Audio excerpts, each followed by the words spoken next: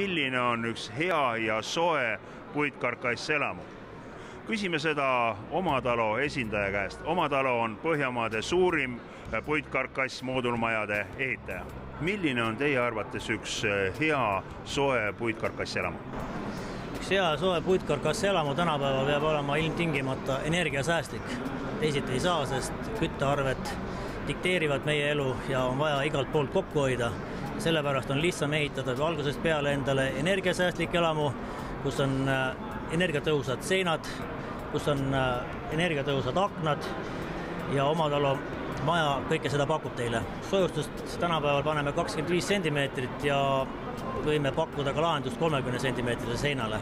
Meil on mitmeid rahvusvahelisi patente, mida me kasutame oma seinte ehituses. Üks on siis seinakonstruktsioonis, mida Omatalo insenerid on välja mõelnud ja see on väga tõhus tõesti.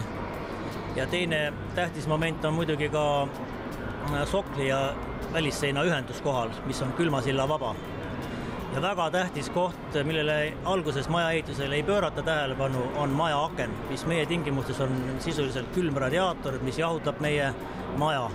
Kui panna sinna korralik aken, soometüki aken, puit alumiiniumraamiga, väljaspoolt hooldusvaba ja kasutame 3-4-kordse klaasiga.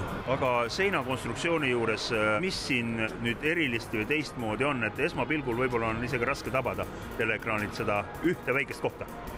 No see on selline koht, et eks need soomlased on aru saanud, et külm liigub ka mööda puitu, et see külma liikumine enne tuppa jõudmist ära lõigata, see on sinna üks külmaisolatsiooni plaat vahele pandud veel. Kui kaua Omatalo Eesti turul on? Omatalo on Eesti turul juba 18 aastat ja selle ajaga oleme püstitanud siia Eestisse üle 1000 sooja Omatalo maja. Meil on uus kodulehekülg ka valmis hiljuti saanud, nii et ootame kõiki sinna uudistama ja kiirutama meile.